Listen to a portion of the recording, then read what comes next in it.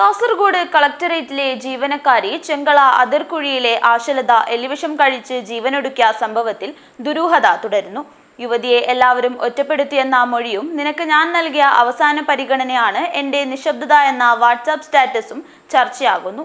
ഇതിനിടെ നിർബന്ധ സെക്ഷൻ മാറ്റം സൃഷ്ടിച്ച മാനസിക സംഘർഷമാണ് ആശലതയെ മരണത്തിലേക്ക് തള്ളിവിട്ടതെന്ന പിണറായി വിജയന്റെ ആരോപണത്തിനെതിരെ LDF സർക്കാരിന്റെ കാലത്താണ് ആശലതയെ സെക്ഷൻ മാറ്റിയതെന്ന മറുവാദവുമായി VD സതീശൻ രംഗത്തെത്തി. വിഷം അകത്തു ചെന്നതിനെ തുടർന്ന് ചികിത്സയിലായിരുന്ന കാസർഗോഡ് കളക്ടറേറ്റിലെ UD ക്ലർക്കായ ചെങ്കള അതിർകുഴിയിലെ ആശാലത ഞായറാഴ്ച ഉച്ചയ്ക്ക് 12 മണിയോടെയാണ് മരണപ്പെട്ടത്. വെള്ളിയാഴ്ച ഉച്ചയ്ക്ക് 2:30ഓടെയാണ് ആശാലത സ്വന്തം കാറോടിച്ച് ചെങ്കള സഹകരണ ആശുപത്രിയിലെത്തുകയും വിഷം കഴിച്ചതായി ആശുപത്രി അധികൃതരെ അറിയിക്കുകയും ചെയ്തത്. പ്രാഥമിക ചികിത്സ നൽകി മറ്റൊരു സ്വകാര്യ ആശുപത്രിയിൽ പ്രവേശിപ്പിച്ചുവെങ്കിലും ആരോഗ്യനില അതീവ ഗുരുതരമായതിനെ തുടർന്ന് വൈകിട്ടോടെ കോഴിക്കോട്ടെ സ്വകാര്യ ആശുപത്രിയിലേക്ക് മാറ്റുകയായിരുന്നു.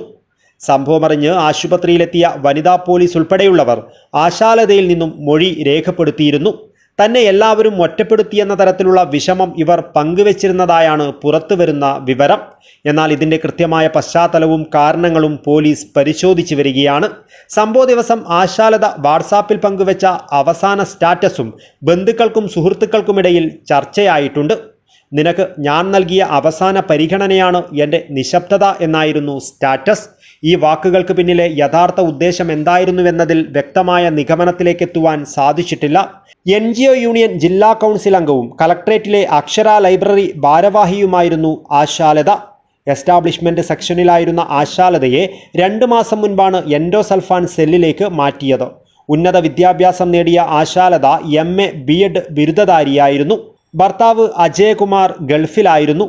ആശാലത ആശുപത്രിയിലായ വിവരം അറിഞ്ഞതിനെ തുടർന്ന് ശനിയാഴ്ച തന്നെ നാട്ടിലെത്തി. യദുകൃഷ്ണൻ, അഗ്നിവേശ് എന്നിവർ മക്കളാണ്.